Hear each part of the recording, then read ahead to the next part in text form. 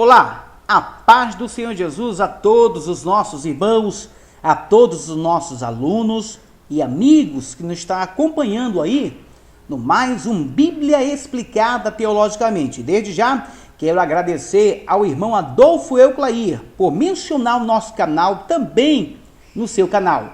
Deus abençoe grandemente, Euclair, os seus projetos, a sua casa, a sua vida.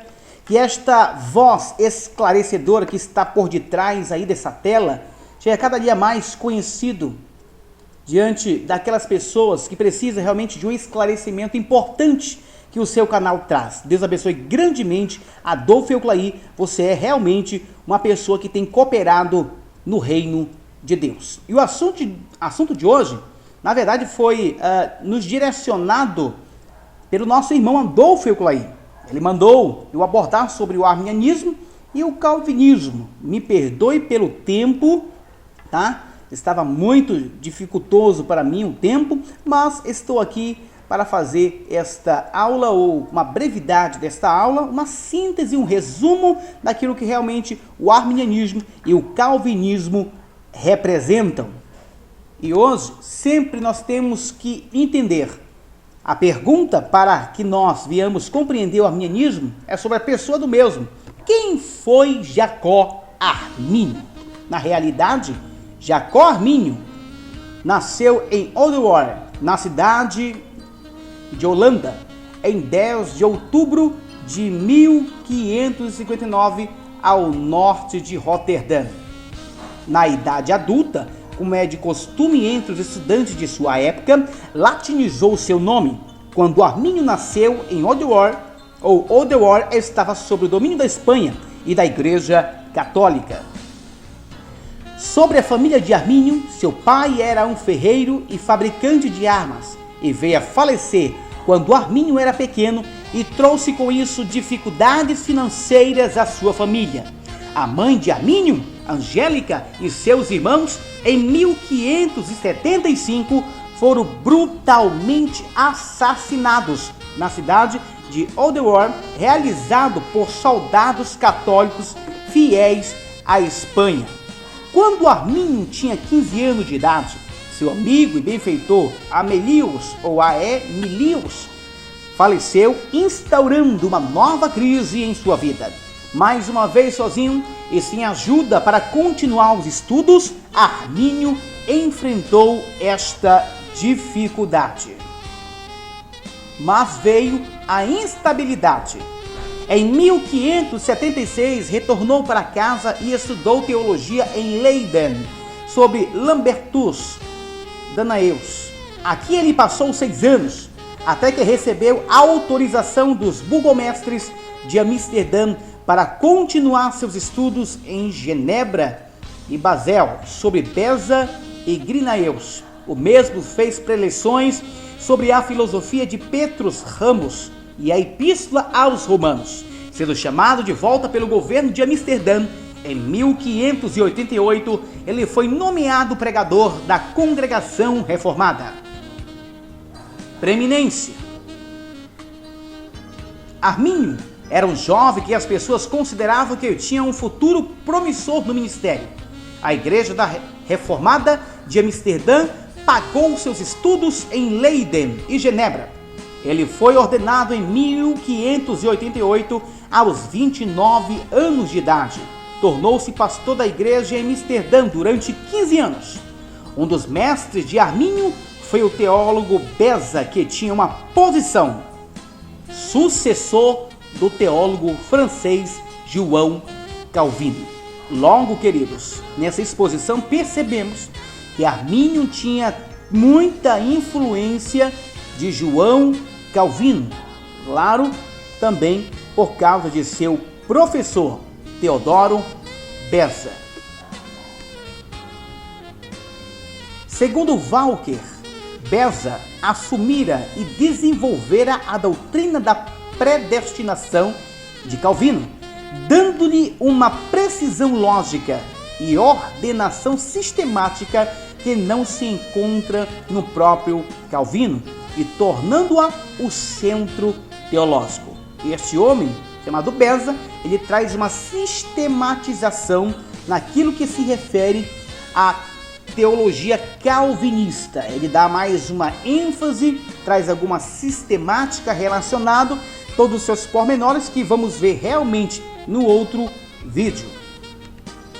Armínio contrariava e não aceitava os ensinos de Beza, no que tange a sua predestinação, e começaram um grande embate.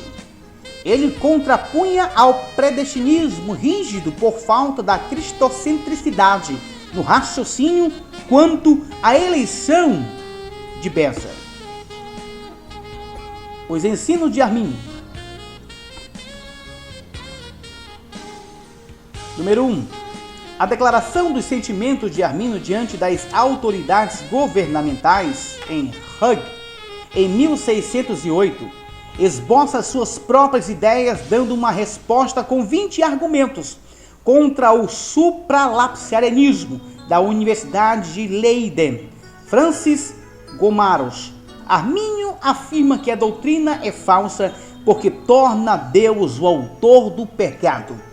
Para quem não sabe, o supralapsarianismo, eles acreditam numa eleição anterior à criação, anterior à criação. Então, uma eleição que ocorreu anterior à criação. E nós também temos o infralapsarianismo, que é uma eleição que ocorreu depois, ou a partir da criação, baseada aí em cima na questão de Gênesis capítulo 3, quando Adão peca.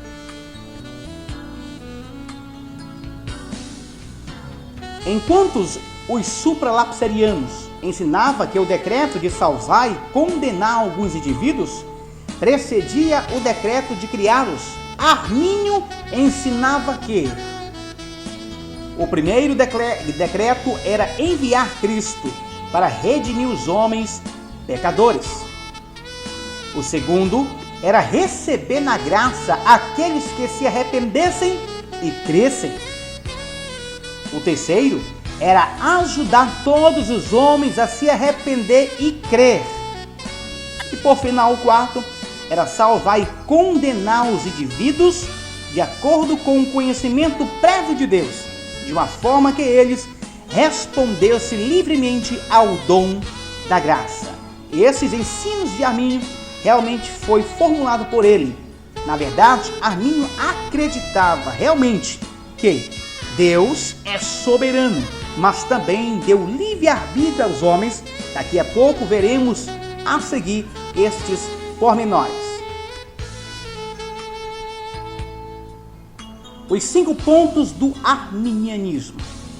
Esse sistema de pensamento foi apresentado pelos arminianos na Holanda em 1610, após a morte de Armínio, porque ele mesmo, Armínio, não deixou um sistema doutrinário definido. Segundo alguns teólogos, Simon, 1583 a 1643, que é a sua vida, o discípulo foi quem sistematizou o arminianismo, que depois de aprovado, foi adotado por várias igrejas dentro da cristandade. Já no século de número 20 e 21, é adotado por muitas igrejas, ou quase todas as igrejas pentecostais. Então, os 5 pontos do arminianismo são o livre-arbítrio. Que vem a ser o livre-arbítrio? Todos os homens, embora sejam pecadores, ainda são livres para aceitar ou recusar a salvação que Deus oferece. Este é o primeiro ponto, baseado em Isaías 55:7, Marcos 9:47 e 2 Pedro capítulo 3, versículo 9. Livre-arbítrio, ou seja, o homem tem capacidade de escolher o certo e o errado, no que se refere até mesmo à sua salvação. 2. Eleição condicional. Deus elegeu os homens que ele previu que iriam crer no Evangelho livremente. Portanto, a eleição foi determinada pelo que as pessoas iriam fazer. Efésios 1:5, Tiago 1:14 e 1 Pedro capítulo 1, verso 2, que mostra uma eleição condicionada. em relação à questão da forma livre do homem crer. Terceiro, nós temos a expiação ilimitada, ou seja, Cristo morreu por todos os homens e não somente pelos eleitos. A morte de Jesus permitiu que Deus perdoasse os pecadores sob a condição de que creiam. A redenção de Cristo somente se torna eficaz se a pessoa decidir aceitá-lo. Quarto, graça resistível. O Espírito Santo chama internamente todos os que são chamados externamente pelo convite do Evangelho. Ele faz tudo para levar o homem ou o pecador à salvação. Todavia, na medida em que o homem é dotado de livre-arbítrio, pode resistir à chamada do Espírito, baseado em Lucas 18, 23, 19, 41, 42, Efésios 4, 30 e em 1 Tessalonicenses capítulo 5, verso 19. Mesmo está se referindo que a graça é irresistível. O ser humano, tendo livre-arbítrio, a vontade de escolha, pode resistir à graça mediante Jesus, aquilo que Deus tem feito. O Espírito Santo que traz este convencimento, ele pode ser impedido, porque Deus, na visão arminiana, entregou o livre-arbítrio para o homem. E a quinta posição é que a perda da salvação. Aqueles que creem e são verdadeiramente salvos podem perder a salvação, segundo o sistema arminiano, se deixarem de guardar a fé. Hebreus 6, do 3 ao 6, 2 Timóteo capítulo 4, verso 10 e 2, 18. Esse perder, contudo, é algo livre. As Escrituras falam de pessoas que foram salvas e abandonaram a sua fé, amando o presente século. 2 Timóteo, capítulo 4, versículo de número 10. Voltando mais aqui atrás, então nós temos aqui os 5 pontos do arminianismo. O primeiro é o livre-arbítrio. O segundo é a eleição condicional. O terceiro é expiação limitada. Livre-arbítrio se refere que os homens foram dotados de livre escolha quando foi criado ou quando foram criados. Aqui a eleição condicional diz que a eleição relacionada às pessoas, no que se refere à salvação, é condicionado agora por causa de seu livre-arbítrio, da sua livre escolha, porque o homem pode também cooperar ou não com esta condição, por isso ela é condicionada. Expiação limitada diz que Cristo morreu por todos. Na verdade, expiação ilimitada é porque Cristo morreu por todos os homens, baseado também em João 3,16, que diz que Deus amou o mundo de uma tal maneira que deu o seu Filho unigênito para todo aquele que nele crê não pereça, mas tenha a vida eterna. Então, baseado nesse texto, também os arminianos acreditam que a expiação ela é ilimitada e não limitada, como afirmam os calvinistas.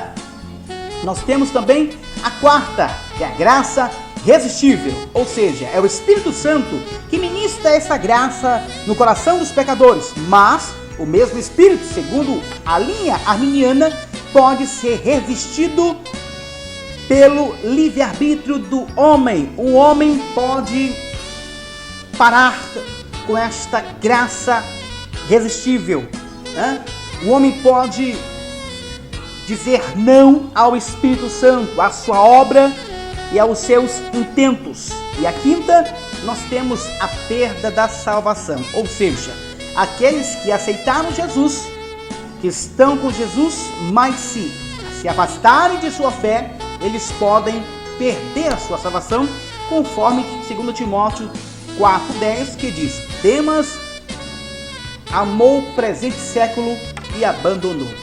Então, nós observamos em 2 Timóteo 4,10 que um homem chamado Demas amou o presente século. Na verdade, se afastou ali da salvação, ou seja, teve uma perda de salvação.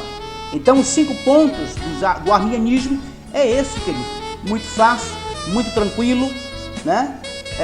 Fiz uma síntese somente para não deixar cansativo aos meus amados irmãos.